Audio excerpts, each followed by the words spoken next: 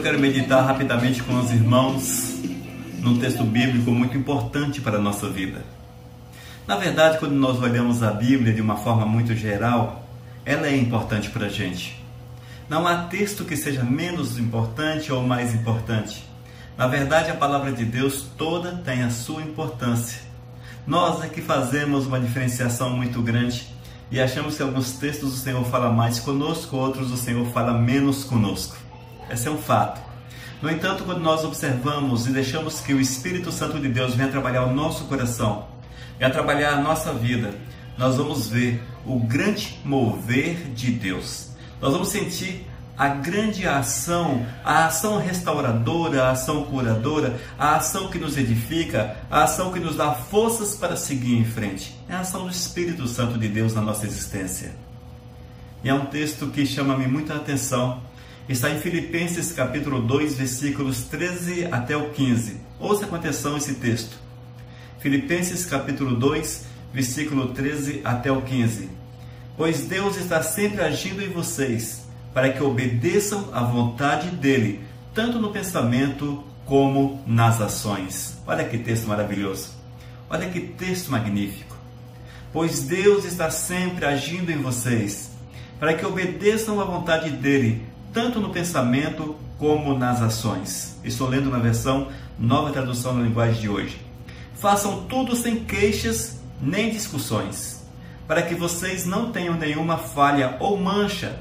Sejam filhos de Deus, vivendo sem nenhuma culpa no meio de pessoas más que não querem saber de Deus. No meio delas vocês podem brilhar como as estrelas do céu. Queridos, um dos grandes problemas nesses dias é não querer ser semelhante a Deus. Eis o grande problema do ser humano. Amém? Vamos orar?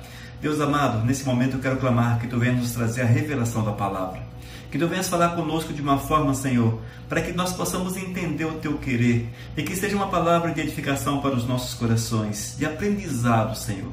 Queremos aprender com Teu Espírito, é que eu te peço em nome do Teu Filho Jesus. Amém, Senhor. Irmãos, um dos grandes problemas da humanidade nesses últimos tempos é a autossuficiência. Autossuficiência religiosa, autossuficiência em todos os aspectos da vida. As pessoas não querem saber do cuidado de Deus, não querem saber do zelo do Senhor. E ser semelhantes a Jesus, semelhantes a Deus, possuir o caráter, os mesmos princípios do Senhor, misericórdia. Isso é chamar o camarada para briga. É chamar a pessoa para briga. Haja vista que vivemos em dias de liberdade. A liberdade é algo muito precioso. E todos querem a liberdade. Querem a liberdade para viverem segundo os seus próprios interesses, entendimentos, princípios, filosofias, religiões e vai por aí. As pessoas não querem saber do controle de Deus. Essa história de ser controlado pelo Senhor não tem mais lugar nesses últimos tempos. Porque o que querem, de fato, é fazerem aquilo que desejam.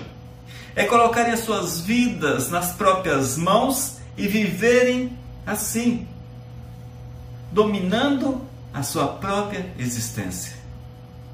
Mas quando nós vamos para a palavra de Deus, a Bíblia, na qual o Espírito Santo e através da qual o Espírito Santo nos fala, nós vamos ver, irmãos, que é preciso uma dependência total do Senhor. Quando nós olhamos para Abrão, ainda Abrão, vemos um homem dependente de Deus. Quando ele deu passos e o Senhor mudou o seu nome, a dependência continuou. Ele não tornou-se independente. Uma liberdade não veio à sua vida. Quando olhamos para José, este tinha todos os motivos para viver da forma, que lhe fosse melhor. Mas vemos que ele trouxe a sua vida presa ao Senhor, cativa ao Todo-Poderoso. Uma vida submissa ao Mestre. O apóstolo Paulo, enfim, se formos citar, vamos ver que todos aqueles que estão narrados na Bíblia, que foram fiéis, claro, têm algo em comum, que que foi o abrir mão da sua própria vontade para que a vontade do Senhor se manifestasse no seu dia a dia. E é isto que Deus quer ainda para nós, amados. Nesse século 21, Deus quer que sejamos pessoas dependentes dEle. Pessoas que o amem acima de todas as coisas e cujos passos, atitudes, todos sejam voltados exclusivamente para a honra e para a glória do Mestre. É isso que Deus quer na minha vida e da tua vida. É isso que Deus quer de nós. Deus quer que tenhamos uma dependência total dEle. Que todos os nossos passos sejam controlados por Ele. Que nada quanto façamos seja de iniciativa própria, mas sim movidos pelo Espírito Santo de Deus, e é esse Espírito que nos desperta a fazermos aquilo que Deus quer. É isso que Deus quer da minha vida e da tua vida. O Senhor quer que haja uma entrega, uma doação que te faz carente de Deus, dependente de Deus. Que tu vivas somente para honrar e para glorificar o Mestre. O texto que nós lemos em Filipenses capítulo 2, versículo 13, o apóstolo Paulo escreve à igreja que reunia-se em Filipos, e de uma forma muito clara, extremamente clara. Ele diz: pois Deus está sempre agindo em vocês, para que obedeçam à vontade dEle. Para que obedeçam à vontade dEle, tanto no pensamento como nas ações. Oh, glórias! Esse texto, irmãos, ele vem e fecha de uma forma maravilhosa a vontade de Deus para a minha e para a tua vida.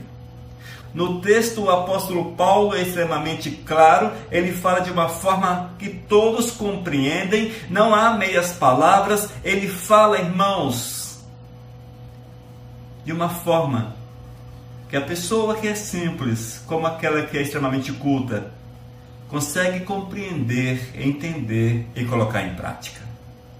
Pois Deus está sempre agindo em vocês para que obedeçam à vontade dEle. Veja, Deus age na minha vida, na nossa vida, na minha vida, na tua vida. Deus age na nossa vida para quê?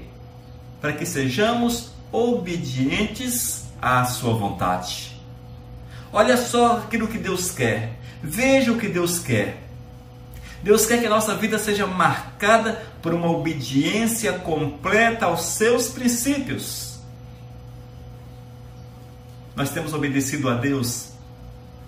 Será que a nossa vida como servos do Senhor, como crentes que somos, batemos no peito, eu sou de Deus, eu sou de Deus, eu sou de Deus? Vestimos uma camisa escrita, eu sou de Deus. Será que de fato nós temos colocado a nossa vida de uma forma que mostre em atos e ações que somos de Deus, como temos procurado falar? Irmãos, o apóstolo Paulo, ele é incisivo e diz, tanto nos pensamentos como nas ações. Tanto no pensamento como nas ações. Ou seja, a minha cabeça, meu raciocínio, minha mente, o meu ser, precisa ser de Deus. Aquilo que resulta em ações, em atos, precisa ser de Deus. Ou seja, a minha vida é um conjunto pertencente a Deus. A minha vida, meus pensamentos, ações, atividades, enfim, tudo, é um conjunto que pertence exclusivamente a Deus. E como posso eu usar esse conjunto, a não ser para honrar, para glorificar, para bendizer o nosso Senhor e Salvador? Como, queridos? Como? Infelizmente, temos visto que as pessoas perderam de vista o temor. Haja vista que, nesses últimos tempos nos quais se aproxima a volta de Cristo, temos visto que as pessoas têm se deixado dominar por espíritos malignos, por espíritos ruins, espíritos baixos, porém que se apresentam como se fossem de luz. Espíritos de luz. E quantas pessoas deixam de andar com o Todo-Poderoso, deixam de fazer a vontade do Senhor para satisfazer a estas castas malignas, satisfazer a esses espíritos ruins. Talvez você me pergunte, mas pastor Elias, pastor, como é? Eu sou crente, eu sou servo, eu sou fiel na igreja. Pastor, eu sou até sacerdote, sou diácono, quem sabe presbítero, ou ainda bispo, enfim, vai por aí. Vai por aí. O sacerdócio é grande. Talvez você se enquadre dentro do sacerdócio, ou quem sabe você é apenas um membro da igreja. E aqueles que são apenas membros da igreja, eles se sentem meio que isentos, ou seja, não têm sobre si uma responsabilidade de viver a vontade do Senhor, conforme está na Bíblia, porque são apenas membros da igreja. Não é desse jeito. São os espíritos malignos, irmãos. São os espíritos malignos transvestidos de luz que levam as pessoas a esse entendimento diabólico. Aqueles que são sacerdotes acham que estão acima da média e podem agir da forma que acharem convenientes sem prestar contas a Deus, sem estarem atentos à verdade do Senhor, à palavra do Todo-Poderoso, àquilo que Deus quer, e agem segundo o seu próprio entendimento, tomam as decisões que acham melhor para si próprio. Mas não é desse jeito. Porque a Bíblia diz que a nossa vida é dele e temos que obedecer ao Senhor em todas as áreas da nossa existência. Quando olhamos para um membro da igreja, aquele que senta na cadeirinha ou que senta no banco, está ali, sabe como é que é? Eu sou apenas membro da igreja. Quando pergunta, você é de que igreja? Eu vou na tal igreja. Eu vou na tal igreja. O que você faz? Eu sou só membro, eu sou só membro. Oh, raça sem vergonha, misericórdia. Ainda quer ir para o céu desse jeito. Quer ir para o céu, gente. Quer ir para o céu. O cara se contenta em ser membro da igreja, em frequentar esporadicamente os cultos, ou quem sabe até que é fiel nos cultos, não perde um culto, mas não quer compromisso, não quer maiores envolvimentos com Deus. Gente, me desculpe a franqueza, mas o Espírito que está agindo no teu coração não é o Espírito Santo de Deus. O interessante, irmãos, quando alguém tem o Espírito Santo de Deus, quando ele torna-se morada do Espírito Santo de Deus, ele é levado pelo Espírito a desejar cada vez mais Deus na sua vida. É algo crescente. Quanto mais ele busca, mais ele quer. Quanto mais ele ora, mais ele quer. Quanto mais ele lê a Bíblia, mais ele quer. Quanto mais ele fala do amor de Cristo, mais ele quer falar. Quanto ele mais é santo, mais santo ele quer ser. Vai por aí. É assim que o Espírito Santo de Deus move na vida do camarada. E nós temos visto que muitos membros de igreja estão, no máximo contente com o seu estado de membro de igreja. Aí se sente meio que isento da responsabilidade da pregação do Evangelho porque não é pastor, não é evangelista, não é missionário. Ele se sente isento da necessidade de obedecer ao Todo-Poderoso porque ele não precisa ter um testemunho assim, firme. Eu sou apenas membro da igreja, eu sou apenas membro da igreja. Quero falar para você o seguinte: membro de igreja não tem passagem comprada para o céu. Membro de igreja não tem passagem comprada para o céu. Membro de igreja não tem passagem comprada para o céu. Na verdade, tem passagem comprada para o inferno. Haja vista que todos nascemos com uma passagem comprada, marcada para o inferno. Todos nós. Eu, você, enfim, e aqueles que hão de nascer. Todos nascem com uma passagem comprada para o inferno. Nós é que temos que rasgar esta passagem.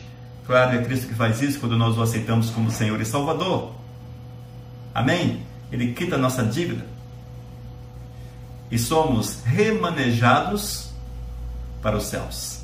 No entanto, o fato de alguém ser membro e estar ali, talvez até na frente da igreja, como sacerdote, como líder, eu apenas, sou mero membro da igreja, se não tiver compromisso com o Senhor, coração transbordante do Todo-Poderoso, não vai conseguir acessar a presença do Senhor. Pois Deus está sempre agindo em vocês para que obedeçam à vontade dEle, tanto no pensamento como nas ações. E os teus pensamentos? O que é que tem dominado a tua mente? As tuas ações? Quais são as ações que dominam a tua existência? Será que conseguem ver Cristo Jesus naquilo que você faz? Se não conseguem ver Jesus naquilo que você faz, alguma coisa errada, com certeza, muito errada, tem na tua vida com o Todo-Poderoso. Fique atento. É a verdade de Cristo de uma forma clara para você. No versículo 14, o apóstolo Paulo, após chamar a atenção de uma forma dura, porém muito clara, da igreja de Filipos, diz: façam tudo sem queixas nem discussões. Sem queixas nem discussões. Para muitos irmãos, a igreja é uma espécie de ringue, onde há muitas lutas. As discussões, as queixas. Aí queixam um dos outros, queixam do trabalho, queixam disso, queixam daquilo, enfim. A vida é apenas uma murmuração contínua, uma queixa que não para. Quando na verdade deveriam estar ouvindo o Espírito Santo de Deus e deixando-se mover pelo Espírito Santo de Deus. Veja, tu és servo do Todo-Poderoso, tens o dever de ouvir o Espírito Santo de Deus e deixar-se mover pelo Espírito Santo de Deus. É um dever ouvir a voz do Espírito e deixar-se mover pelo Espírito Santo. Ou seja, aqueles que de fato possuem a Cristo no coração não perdem tempo com queixas, não ocupam sua vida com queixas ou murmurações, porque esse lugar é dominado pelo Espírito Santo de Deus. E é o Espírito Santo que levanta, é o Espírito Santo que os leva, é o Espírito Santo que os envolve, é o Espírito Santo que os guia, é o Espírito Santo que determina o caminho pelo qual ele deve trilhar. Não vai sobrar tempo para as reclamações, para as queixas, para as discussões e coisas desse tipo. Não vai sobrar tempo. O Espírito Santo vai dominar por completo a vida do vivente.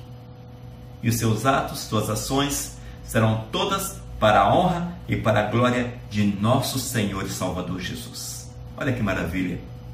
Olha que bênção! Mas por que as pessoas não se deixam dominar pelo Espírito Santo? Porque são dominadas pela carne. Se são dominadas pela carne, o Espírito Santo já não agem.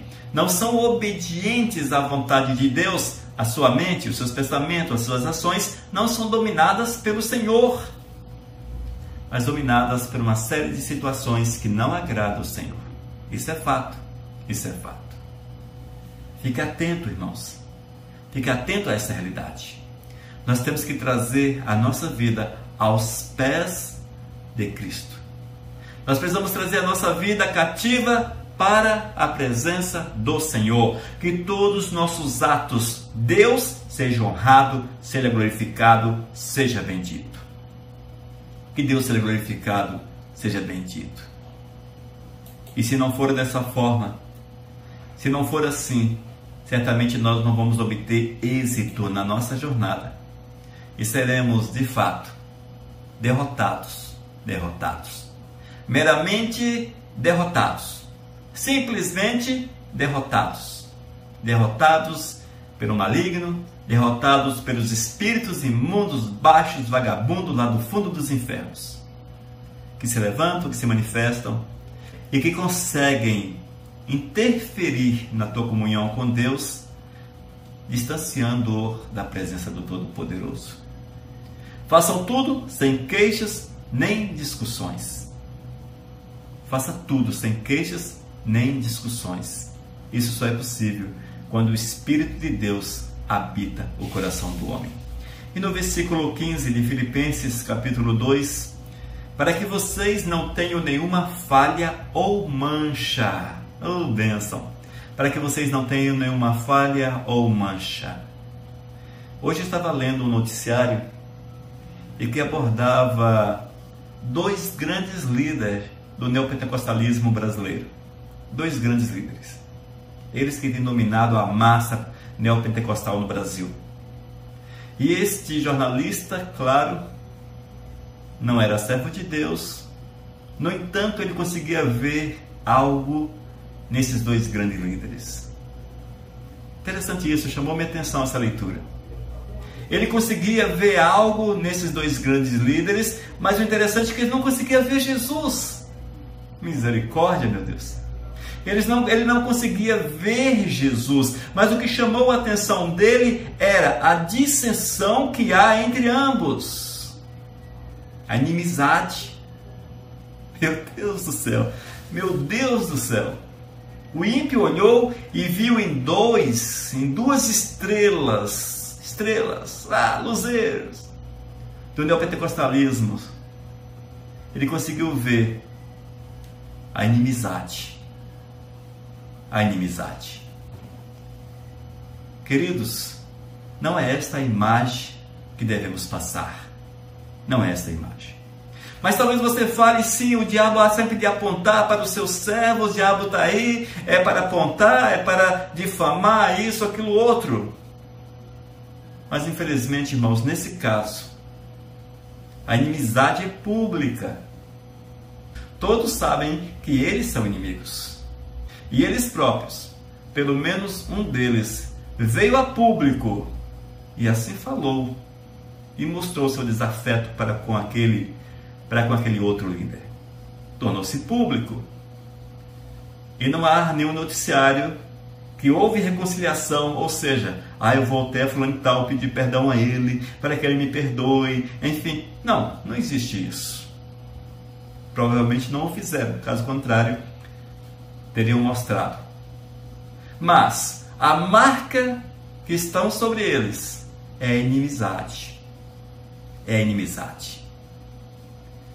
O texto do apóstolo Paulo diz: para que vocês não tenham nenhuma falha ou mancha. Para que vocês não tenham nenhuma falha ou mancha. Amém? Falha ou mancha. O apóstolo Paulo falava à igreja de Filipos, com certeza uma igreja pequena, numa cidade que não tinha televisão, não tinha jornal, não tinha rádio, para que esses probleminhas, talvez domésticos, ali, das discussões, das queixas, pudesse ganhar vulto, pudesse alcançar aos milhões de pessoas. E vemos que o apóstolo Paulo já assim determinava, chamava a atenção. E hoje esses grandes líderes usam aquilo que estão ao seu dispor para, de uma certa forma, mostrar uma qualidade que para eles talvez até sejam, mas para o Senhor um pecado aberto. Amém? Uma fratura exposta. Infelizmente. Mas estão aí, falando em nome de Cristo, curando em nome de Cristo, fazendo grandes sinais em nome de Cristo. Resta a pergunta: que espírito é este? Que espírito é este? Será que o espírito que agiu no apóstolo Paulo, que o levou a escrever esse texto, mudou ao Espírito Santo, como nós fazemos? Concluiu que ele estava errado, voltou atrás e pediu perdão? Olha, eu errei, eu como Espírito Santo de Deus, eu errei, não era bem desse jeito. Claro que não é, irmãos? O Espírito é Deus e Deus é imutável, ele não consegue errar, é impossível que ele erre. Seus atos são eternos. Resta-nos, portanto, entendermos que está faltando Jesus. Está faltando Deus. Mas pastor Elias Oliveira, olha a grande obra que é realizada. Olha a grande obra que é realizada.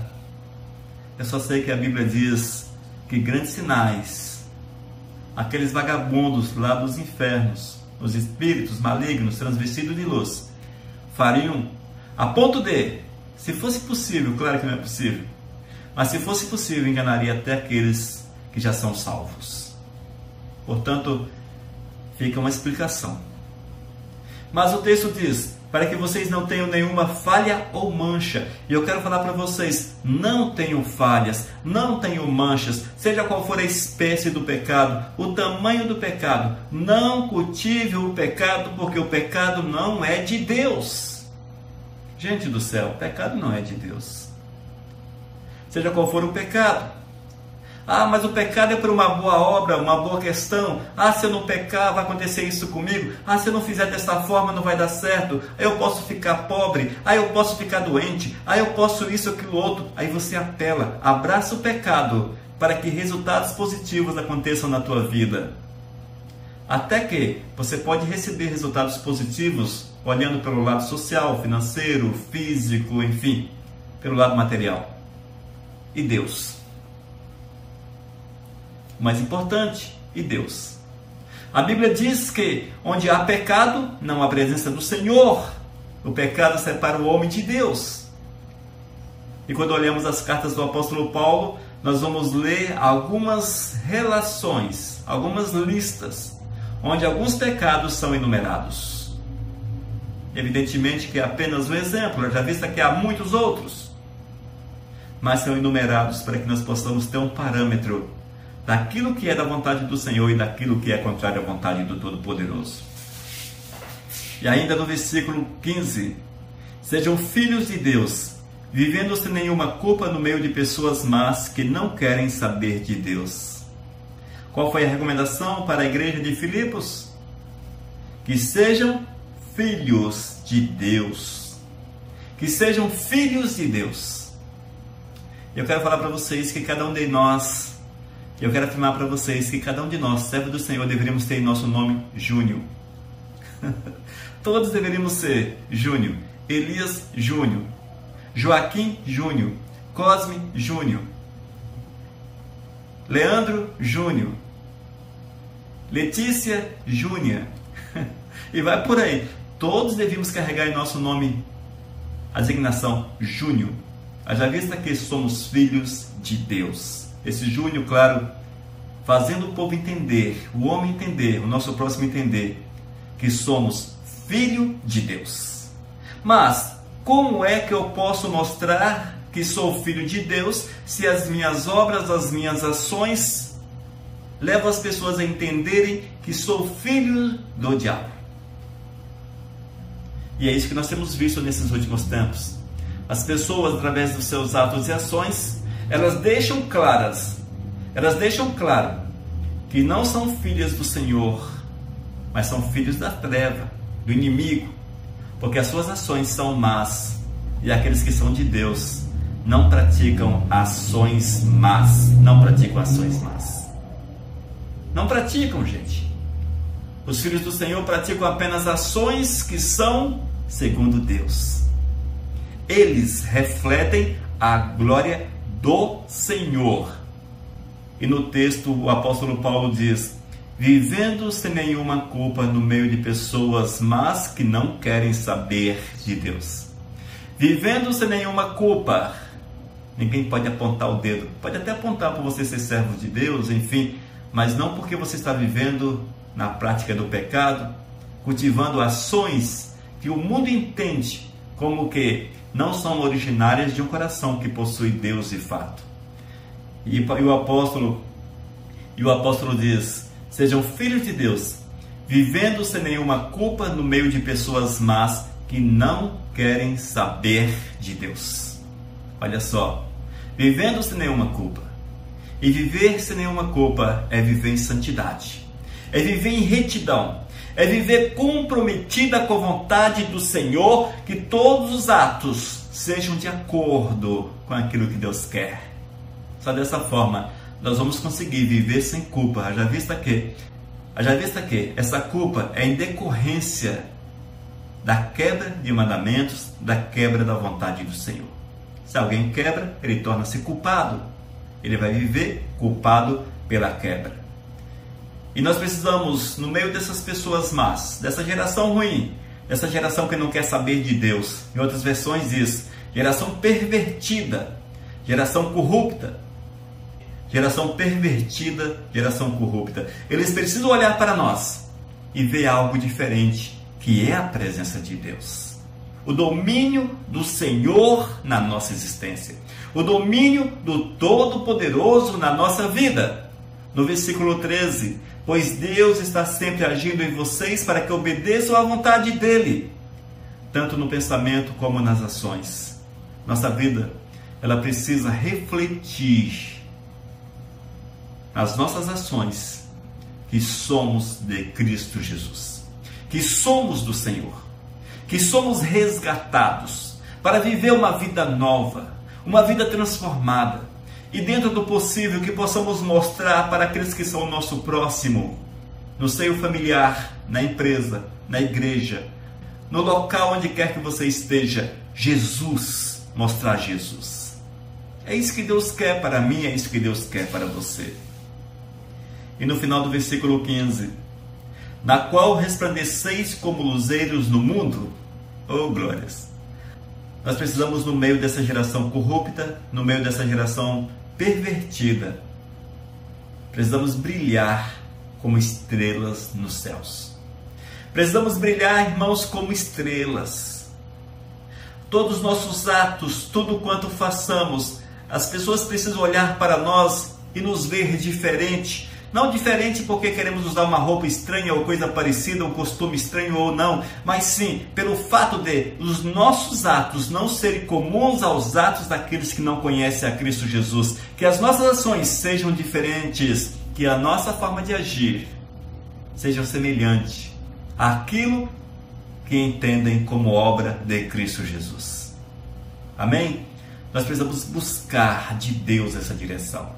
Nós precisamos buscar do Senhor essa verdade. Nós precisamos nos deixar envolver, irmãos, para que as pessoas desse mundo não apontem para nós os nossos erros, os nossos pecados, mas que possam apontar as nossas qualidades de servos do Senhor, de santidade, de pureza, de homens e mulheres retas, cheias do Espírito Santo de Deus, batizados no Espírito Santo, que mostre através das suas ações que andam com o Mestre, que são do Mestre e que são cheios da glória do Senhor. É isso que nós precisamos mostrar. Nós não podemos mostrar uma vida vazia de Cristo Jesus, tomada pelas obras infrutíferas da carne, mas temos que mostrar uma vida condizente com a vontade do Senhor, uma vida de homem, de mulher, cheia do Espírito, cheios do Espírito Santo de Deus. É isso que nós precisamos mostrar à igreja, para que o nome santo do Senhor seja honrado, seja glorificado.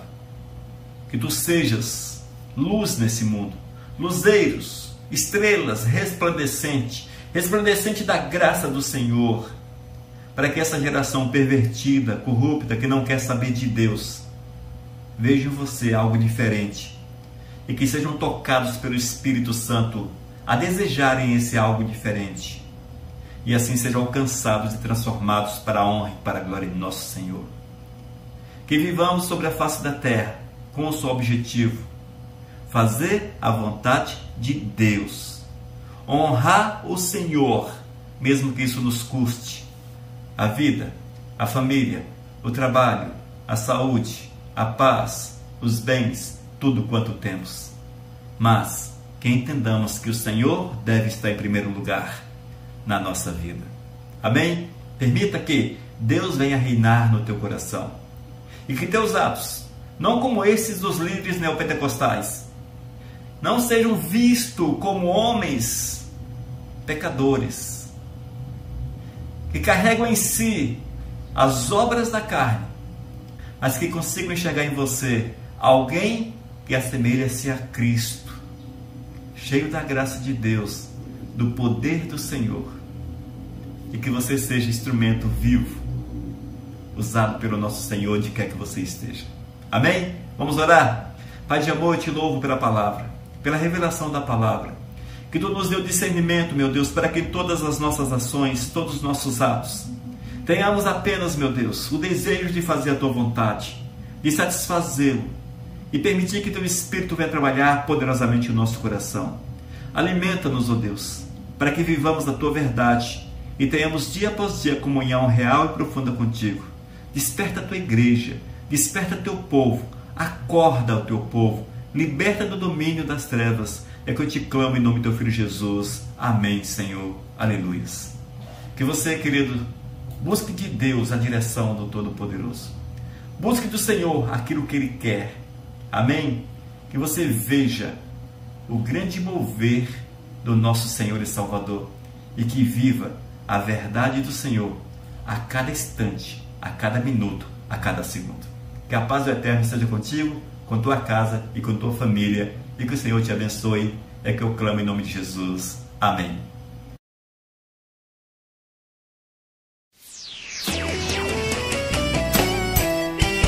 Vivos, vivos, o nosso Deus.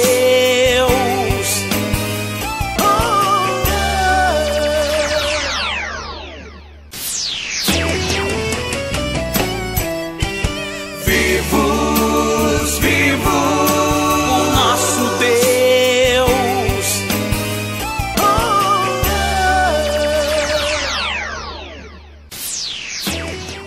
Mensagem número 680.